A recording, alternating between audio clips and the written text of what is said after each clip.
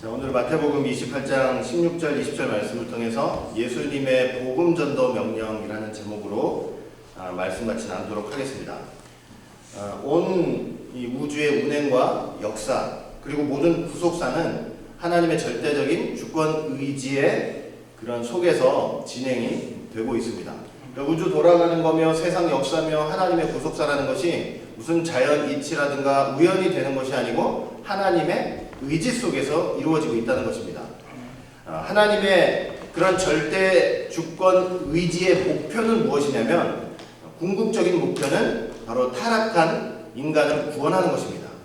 좀 더 구체적으로 말한다면, 엄밀하게 말한다면 하나님께서 창세전에 미리 택하신 자기 백성을 구원하는 것입니다. 그게 하나님의 주권 의지의 목표입니다.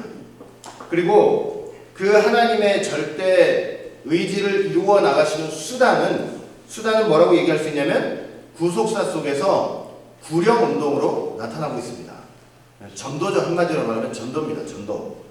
즉 이 세상에 있는 자기 백성들을 부르시는 복음의 부르심으로 하나님의 의지가 지금 나타나고 있다는 것입니다.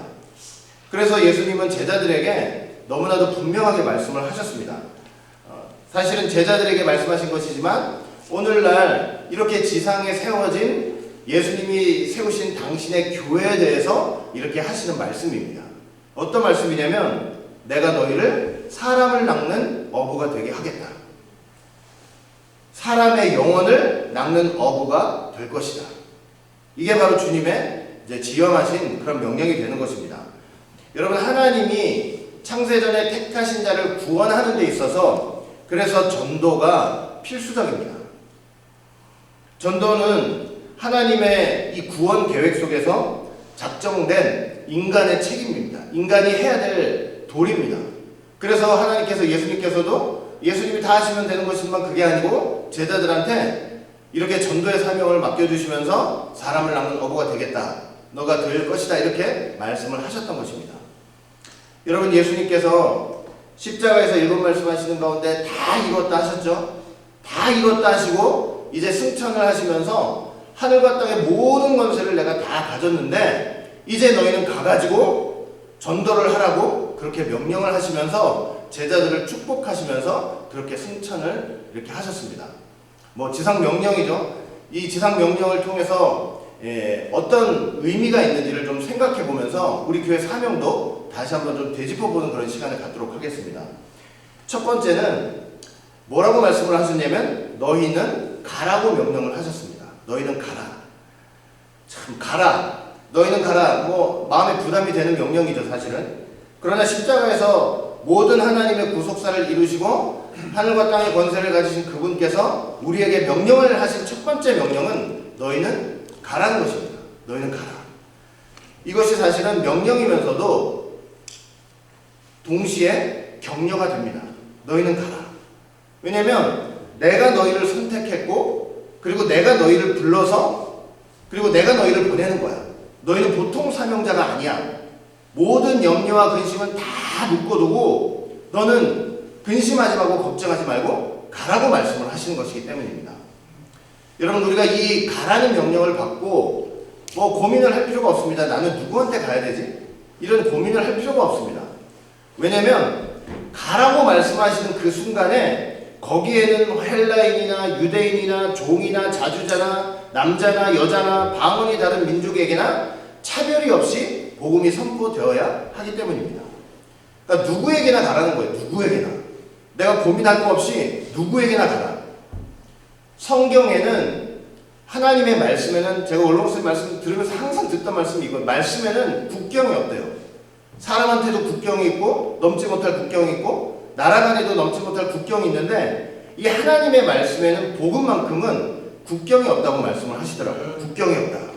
그 이유가 무엇이냐면 이 복음은 하나님의 말씀은 애초부터 우리한테 만민에게 미칠 기쁨의 소식이고 만민에게 미칠 좋은 소식이기 때문입니다. 그래서 복음은 어디든 가야 되고 누구에게든 가야 합니다. 우리 가족으로 따지면 할머니, 할아버지, 뭐 남편, 아내, 자식들, 친척들, 친구들, 이웃들 그러니까 누구한테든 누구에게든 다 갈 수 있어야 합니다. 여러분, 사람을 낚는 영원 구원을 위해서라면 누구에게라도 가야 된다는 것이 바로 예수님의 지상명령의 첫 번째 내용이 되는 것입니다. 그렇게 간다고 할 때 하나님께서 그 삶을 책임져 주시고 영육간에 강건하게 만들어 주신다고 약속을 하십니다. 이건 제가 하는 말이 아니고 여러분, 사도 바울이 분명히 이런 말씀을 했어요. 디모데후서 4장 17절 말씀 보니까 주님이 내 곁에 서서 나를 강건케 하심, 주님이 항상 내 곁에 서서 나를 강건케 하신대요. 영육간에 강건하게 하게 해주신대요. 그렇게 하시는 이유는 나로 말미암아 전도의 말씀이 전파되어 이방인으로 듣게 하려 하심이니 내가 사자의 입에서 건지웠느니라. 그러니까 사도 바울이 이제 마지막 그 감옥에서 죽음을 앞두고 하는 말이, 지금까지 보니까 나를 지금까지 이렇게 강건하게 해주시고 건강케 해주신 이유는 다른 것이 아니고, 너 건강하게 오래 살라고 그렇게 해주신 것이 아니고, 이방 민족한테 하나님께서 주신 이 말씀을 전파하라고 지금까지 이렇게 건강하게 나를 지켜주셨다는 고백을 하고 있는 것입니다. 그뿐만 아니고 사자의 입에서 건져주셨대요. 그러니까 사도 바울 삶에 얼마나 수많은 사자의 입이 있었습니까? 이 사자마귀의 입이었죠. 그것이 각종 어려움이 되었죠. 질병이 되었죠. 각종 환난이 되었죠. 매맞음이 되었죠. 그런데 지금 그렇게 마지막에 돌이켜보니까 나를 이렇게 전도의 일을 하게 하기 위해서, 하나님의 말씀을 증거하는 일을 하게 하기 위해서 그런 각종 어려운 환난, 질병, 사망의 고통 속에서도 그 사자의 입에서도 지금까지 나를 건져주셨구나 하는 것을 마지막에 믿음으로 이렇게 고백을 하고 있는 것입니다. 그러니까 우리가 하나님 말씀 증거한다고 할 때, 전도한다고 할 때 하나님께서는 반드시 그 영혼을 책임져 주시고 영육간에 강건하게 도와주시고 어려울 것 같지만 그래도 잘 해나갈 수 있도록 모든 환경을 만들어 주시는 역사가 있다고 사도 바울은 지금 고백을 하는 것입니다. 여러분, 하나님 말씀 볼 때 사실은 우리가 참 이 말씀을 제대로 믿지 못하고 두려워서 못 가는 것이지, 복음은 분명히 어디든 가야 한다고 분명히 서근원을 예수님께서 하고 있다는 것을 우리는 꼭 기억해야 할 것입니다. 그 다음에 두 번째, 뭐라고 말씀을 하셨냐면 제자를 삼으라고 말씀을 하셨습니다. 제자를 삼으라. 모든 족속으로 제자를 삼으라. 이 제자를 삼으라는 말은 예수님의 제자를 삼으라는 것이죠. 예수님의 제자. 근데 제자라는 말이 원어적인 뜻을 보니까 어떤 의미가 있냐면 배운다 또는 학생이 되게 한다라는 그런 의미가 있습니다. 자, 제자를 삼으라는 주님의 이 말씀은 한마디로 어떤 말씀이냐면 부지런히 배우는 말씀의 제자로 삼으라고 하시는 말씀입니다. 부지런히 배우는 말씀의 제자로 삼으라. 그러니까 여러분, 예수님께서 정말로 우리에게 원하시는 전도가 무엇인지를 지금 말씀을 해주고 있는 거라고 저는 생각을 하고 있습니다. 예수님이 원하시는 진짜 전도란 사람들을 데려와가지고 하나님의 말씀을 배우는 학생으로 세우는 것입니다. 그게 진정한 전도라고 예수님은 말씀을 하고 계시는 거예요. 이 땅에서 정말로 정확하게 신앙 고백을 할 수 있도록, 그리고 생명책에 그 이름이 기록될 수 있도록, 그렇게 예수님의 제자라는 것은 끝까지 그 나라 갈 때까지 하나님의 말씀을 배우는 학생으로서, 그런 제자로서 그렇게 세워지는 역사가 있어야 된다고 말씀을 하고 계시는 거예요. 그리고 그렇게 예수님의 제자로 세워진 사람들이 결국은 천국의 제자가 된다고 말씀을 하시는 것입니다. 그 다음에 세 번째 보니까 아버지와 아들과 성령의 이름으로 세례를 주라고 말씀을 하고 있습니다. 자, 세례를 주라. 아버지, 아들과 성령의 이름으로 세례를 주라. 여러분, 세례가 뭡니까? 세례가 무엇일까요? 원어적으로 볼 때 몇 가지 뜻이 있는데, 첫 번째는 씻는다는 뜻이 있습니다. 씻는다. 세례는 씻는다는 뜻이 있어요. 그러니까 예수님의 별로 죄를 씻는다는 그런 의미가 있습니다. 여러분, 우리의 죄는요, 예레미야 2장 22절 말씀 보니까 이래. 우리의 죄는 아무리 우리가 양잿물을 가지고 스스로 씻고 닦고 빨고 수다한 비누를 쓸지라도 그 죄악은 절대로 지워지거나 없어지지 않고 그냥 내 앞에 있다고 하나님께서 말씀을 하셨습니다. 어떤 걸, 세상에 어떤 걸 동원해도 사람의 죄는 씻어지지가 않아요. 그런데 예수님의 보혈로 그 죄를 깨끗이 씻을 수가 있다는 것입니다. 그게 바로 세례의 의미가 되는 거예요. 두 번째는 잠근다라는 의미가 있어요. 잠근다. 그러니까 예수님의 보혈에 깊이 잠기는 삶을 살면 우리가 목욕탕에 가서도 그 따뜻한 물에 오래 있으면 때가 불어나듯이 그 죄악의 때가 다 불어가지고 다 달아나고 없어진다는 그런 의미가 있습니다. 세 번째는 목욕한다. 그러니까 예수님의 보혈로 그냥 목욕탕 가서 목욕하듯이 깨끗하게 목욕을 하는 거예요. 네 번째는 뿌리다라는 의미도 있습니다. 그러니까 예수님의 보혈로 내 가는 발걸음마다 내가 하는 생각마다 그 보혈의 피를 뿌리는 역사. 이게 바로 세례의 의미입니다. 그러니까 주님의 보혈로서 죄를 깨끗하게 씻어내고 주님의 소유가 되는 것이 바로 세례가 되는 것입니다. 한마디로 표현을 하자면 세례는 인을 치는 거예요. 도장을 치는 거예요. 그것도 제자들이 주는 것이지만 실은 제자들의 권위가 아니고 성부 하나님, 성자 하나님, 아들, 보혜사 성령님의 권위로서 그렇게 도장을 치고 인을 치는 역사가 바로 세례가 되는 것입니다. 이 세상에서 하나님의 소유물로 하나님의 것으로 인쳐지는 역사가 바로 세례입니다. 그러니까 전도라는 것은 결국 뭐냐면 이렇게 세례를 준다라고 말씀하지만 전도라는 것은 근본적 의미가 뭐냐면 하나님의 소유물로 등록을 시키는 것입니다. 하나님의 소유물로 등록시키는 것. 그러니까 예수님의 제자로 세우고 하나님의 소유물로 등록시키는 것이 바로 전도의 의미라는 것을 말씀을 하는 것입니다. 그래서 세상에 어떤 족속이나 여러분 어떤 악한 무리라고 할지라도 이렇게 하나님께서 도장을 꽝꽝 치시고 인을 치셔가지고 내 소유물이다 하는 그 순간 절대로 하나님의 백성을 빼앗아가지 못합니다. 예수님의 손에서 그 누구도 하나님의 백성을 빼앗아갈 수 없다고 성경은 말씀을 하고 있어요.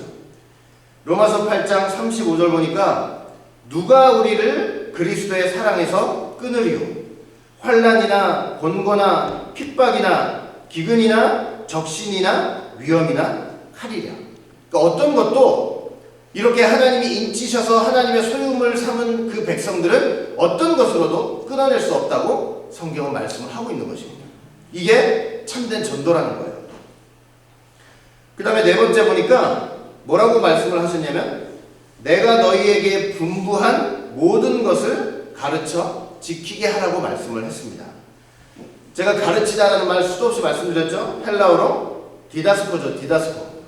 그러니까 전도라는 것은 가르치는 건데 가르친다 디다스코는 어떤 의미냐면 하나님의 말씀을 아주 상세하게 풀어서 자상하게 가르친다는 그런 의미가 있습니다. 그러니까 전도라는 게 예수님이 애초부터 말씀하셨던 것은 그냥 사람들 데려가가지고 교회나 출석시키고 마당이나 밟게 하는 그런 내용이 아니고 이렇게 하나님의 말씀을 배우는 제자로서 학생으로서 하나님의 소유로 등록을 시키고 끊임없이 하나님의 말씀을 자세히 풀어서 가르침으로 하나님의 온전한 사람으로 만들어가는 것이 바로 하나님이 기뻐하시는 전도의 내용이라는 것을 지금 말씀을 하고 있는 거예요. 여러분 바울과 바나바가 이렇게 만나가지고 안디옥에서 이제 가르쳤어요. 교회를 세워서 가르치는데 이 두 분이 무려 1년 동안을 가르치고 난 후에야 그 가르침을 받은 사람들을 그리스도인이라고 불렀습니다. 그냥 교회에 덜컥 와가지고 이렇게 왔다 갔다 마당만 밟는 그런 사람들을 그리스도인이라고 한 게 아니고 무려 1년을 가르쳐가지고 깨달은 바로 그런 사람들을 믿는 그런 사람들을 그리스도인이라고 칭을 한 거예요. 사도행전 11장 26절 보니까 만남에 둘이 만난 거예요. 바울과 바나바가 안디옥에 데리고 와서 둘이 교회에 1년간 모여있어 큰 무리를 가르쳤고 제자들이 안디옥에서 비로소 그리스도인이라 일컬음을 받게 되었더라. 그냥 그리스도인이라고 칭한 게 아니고 그렇게 1년 동안을 가르치고 나서야 그리스도인이라고 이제 호칭을 하게 된 것입니다. 그러니까 이렇게 가르쳐가지고 전도란 이렇게 가르쳐가지고 참된 그리스도인을 만드는 것이 바로 진정한 전도라는 것입니다. 우리가 교회 오면 누가 누구를 데리고 오면은 하나님에 대해서 가르치고 예수님에 대해서도 가르치고 구원에 대해서도 가르치고 그리고 교회가 어떤 것인 거에 대해서도 가르치고 이렇게 가르치는 역사가 분명히 있어야 된다는 것입니다. 여러분, 교회에 대해서 가르치다. 여러분, 교회가 이게 외람되지만 갑자기 뭐 느닷없는 말 같지만, 교회가 여러분, 우리가 잠잘 때 베개 베고 자죠? 교회가 영적으로 볼 때 베개, 잠잘 때 베고 자는 그런 베개와 같은 그런 존재라는 것도, 그런 것을 알 때까지도 우리가 가르쳐야 된다는 거예요. 자, 이건 뚱땅지 같은 소리 같지만 여러분 한번 잘 들어보세요. 창세기 28장 보시면은 야곱이 형 에서를 피해가지고 도망을 하다가 루스라는 곳에 도착을 했죠. 그 도착을 해가지고 날이 져가지고 거기 있는 돌 하나를 취해서 베개를 하고 누웠습니다. 그렇게 누운 상황 속에서 밤에 이제 꿈을 꾸는데, 환상을 보는데, 자다가 어떤 환상을 봤냐면, 여러분들 잘 아시다시피 사닥다리 환상을 보게 되었죠. 지금 어디서 그 환상을 봤냐면, 야곱이 누워가지고 베개를 댄 상태에서, 돌베개를 댄 상태에서 그 환상을 봤어요. 근데 그 환상의 내용이 무엇이었는가 봤더니 하늘과 땅을 연결하는 사닥다리가 놓여 있어요. 그리고 거기 위에 하나님의 사자가 오르락 내리락 하는 것을 봤단 말이에요. 그러면 이 환상의 내용은 도대체 무엇인가 하면은, 사닥다리는 누구를 상징하냐면 예수님을 상징하는 거죠. 하늘과 땅을 중보하시고 연결하시는 예수님을 상징해요. 실제로 요한복음에 보면 어떤 기록이 있냐면, 요한복음 1장 51절 보시면, 또 가라사대 진실로 진실로 너희에게 이르노니 하늘이 열리고 하나님의 사자들이 인자 위에 오르락 내리락 하는 것을 보리라. 예수님 말씀하셨잖아요. 그러니까 사닥다리가 너희고 이 하나님의 천사들이 왔다 갔다 오르락 내리락 하는 것을 보이는 것은 결국은 이 사닥다리는 예수님을 상징하는 것이고, 그러면 하나님의 사자들이 그 사다리를 타고 내려오는 것은 뭐겠어요? 내려오는 것은 하나님의 뜻과 계획이 예수님을 통해서 이 땅에 전달되는 것을 가리키는 거예요. 하나님의 사자들이 사다리를 타고 올라가는 건 뭐겠어요? 이 땅에서 당신의 택한 백성들이 기도할 때 그 기도가 예수님을 통해서, 예수님이라는 사자리를 통해서 하나님 앞에 전달되고 하나님께서 응답하시는 역사가 있다는 것을 보여주는 거예요. 그러니까 이런 놀라운 환상을 본 것이 바로 이 루스라는 곳에서 야곱이 뭐 할 때요? 밤에 자는데 어떻게 잤어요? 돌베개를 하고 딱 자는 순간. 여러분, 이 야곱의 환상을 딱 보고 잠에서 딱 깨가지고는, 야, 이게 다른 곳이 아니고 여기가 바로 하나님의 집이고 하나님의 성전이고 그 다음에 하늘의 문이고 오늘날로 말하면 교회라, 이렇게 고백을 했죠. 그리고 그 베고다던 돌을 세워가지고 거기다 기름을 붓고 그렇게 하나님 앞에 서원한 것을 우리가 볼 수 있습니다. 그래서 이 베개는, 이 돌베개, 야곱이 베고 잤던 돌베개는 영적으로 보면 어떤 의미가 있냐면 바로 하나님의 전이고 하나님의 성전이고 오늘날로 말하면 교회라는 것을 우리가 생각해 볼 수가 있어요. 여러분, 교회를 통해서 여러분들이나 저나 신앙생활을 잘하게 되면 그것은 이 어두운 세상 속에서, 밤에 잘 때 어두운 세상 속에서 돌베개 하고 자는 거나 똑같은 거예요. 여러분, 밤에 잘 때 어떻게 자요? 밤에 잘 때 우리 몸과 발은, 몸과 머리 말고 모든 몸의 다른 부분들은 다 어디에 붙어 있어요?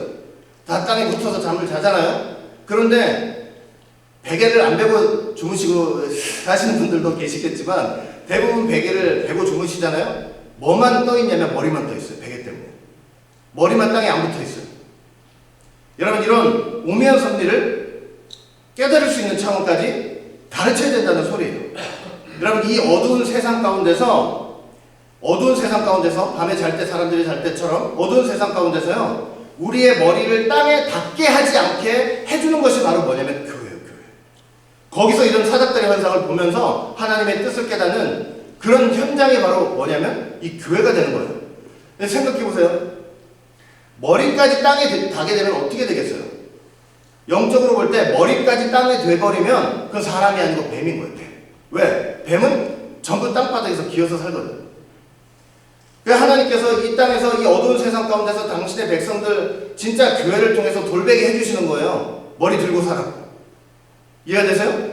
여러분이 우리가 이 땅에서 이렇게 하나님의 백성으로 사람들을 세우고 이렇게 완전한 또 장성한 하나님의 사람으로 세운다는 것은 이렇게 이런 하나님의 놀라운 영적인 원리도 있다는 것을 가르쳐가지고 그런 것까지도 깨닫고 알 수 있는, 그래서 교회 생활할 때 이게 그냥 왔다 갔다 몸만 왔다 갔다 하는 그런 교회 생활이 아니고 정말로 이게 얼마나 중요하고 또 얼마나 귀한 자리인지, 하나님이 우리에게 어떤 복을 주시려고 이렇게 하는 것인지를 깨닫고 그렇게 교회 생활 할 수 있는 장성한 믿음의 사람으로 세우는 것이 바로 전도가 된다는 것입니다.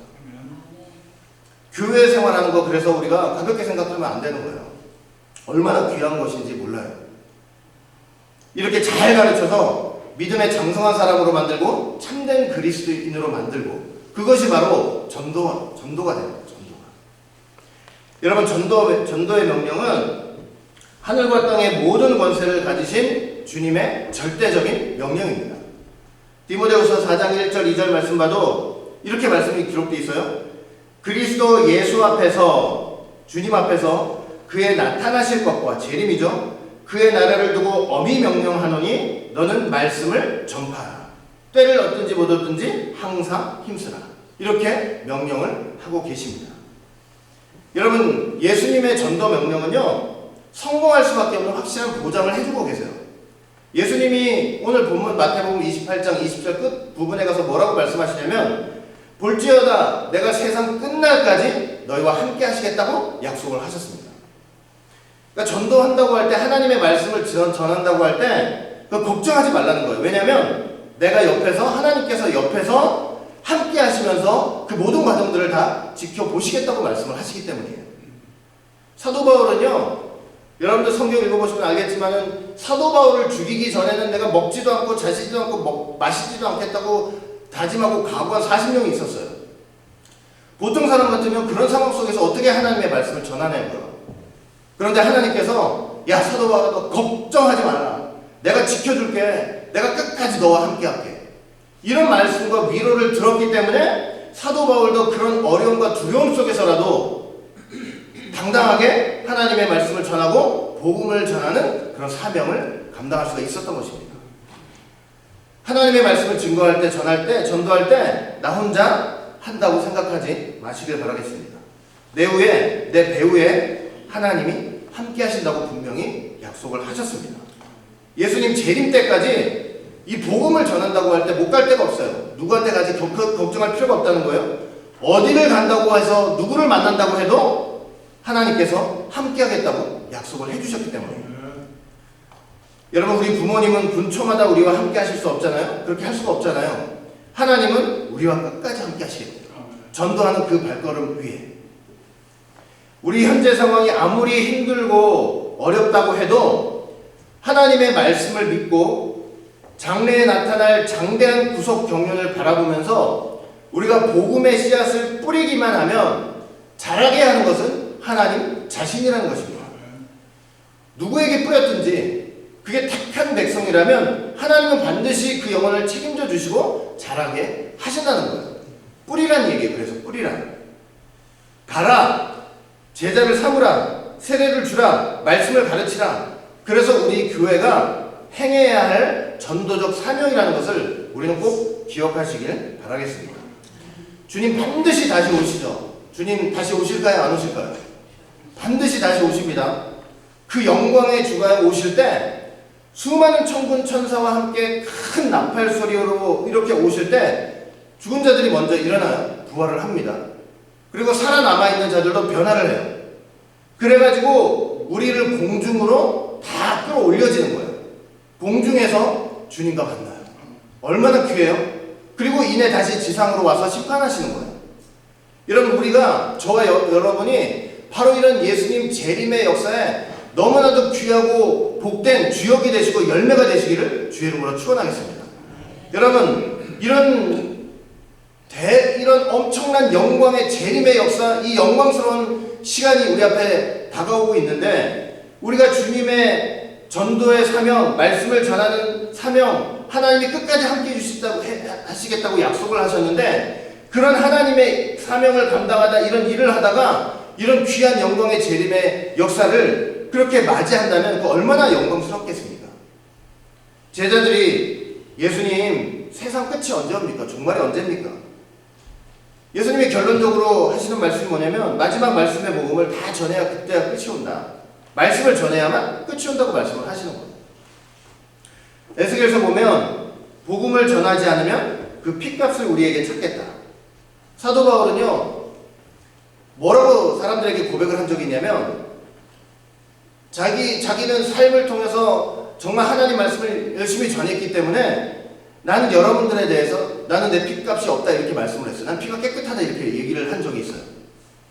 사도행전 18장 6절 말씀 보니까 저희가 대적하여 회방하거늘 바울이 옷을 떨어 가로되 너희 피가 너희 머리로 돌아갈 것이요 나는 깨끗하니라. 이후에는 이방인에게로 가리라. 전했는데 말씀 안 들어요. 에? 말씀 듣질 않아요. 고집 부려요. 그래? 나는 이제 옷을 떨면서 나는 너희에 대해서 내 피 깨끗하다고 고백을 했어요. 왜? 전했기 때문에. 그래서 난 이방인에게로 가겠다고 이렇게 고백을 하고 있는 것입니다.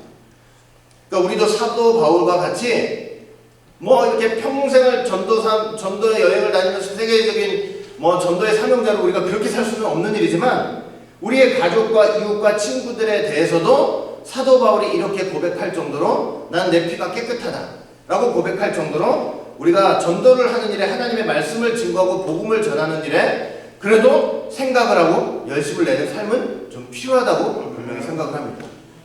사도 바울은 자신을 빚진 자라고 했죠. 빚진 자. 로마서 1장 14절 보면 헬라인이나 야만이나 지혜 있는 자나 어리석은 자에게 나가 다 빚진 자라. 그 위대한 사도 바울이 빚진 자래요. 모든 사람에게 빚을 진 자다. 근데 그 빚을 갚는 일은 복음을 전하는 일이라는 거예요. 내가 복음을 전하면 그 모든 빚을 다 탕감받는다고 말씀을 하고 있는 것입니다. 우리 교회도 주님의 말씀대로 전도하는 교회가 좀 되었으면 좋겠습니다. 예수님이 제자들을 부르신 이유는 다른 게 없습니다. 마가복음 3장 14절 말씀 보니까 이에 12를 세우셨으니 이는 자기와 함께 있게 하고 또 보내사 전도도 하며. 예수님이 왜 제자를 부르셨느냐? 제일 중요한 목적은 뭐였어요? 함께 있는 거죠. 함께 있는 거. 늘 함께 있어요. 제자라는 것은 늘 예수님과 함께 있는 사람들이에요. 그리고 또 뭐냐면 전도하기 위해서. 하나님이 우리 교회를 이렇게 부르신 이유도 궁극적으로 하나님과 함께 하면서 전도하기 위해서라고 저는 믿고 있습니다. 주님의 명령대로 우리 교회도 전도하는 교회가 되었으면 좋겠습니다. 하나님의 말씀을 전하는 교회만이 사망의 냄새가 아니라 향기가 충만한 그런 교회가 됩니다. 왜냐하면 하나님의 말씀과 복음이 하나님의 생명의 향기가 되고 그리스도의 향기가 되기 때문입니다. 우리가 하나님의 말씀을 전하고 전도함으로 이 그리스도의 향기로운 냄새가 우리 교회에 충만한 그런 교회가 되시기를 주의 이름으로 축원합니다.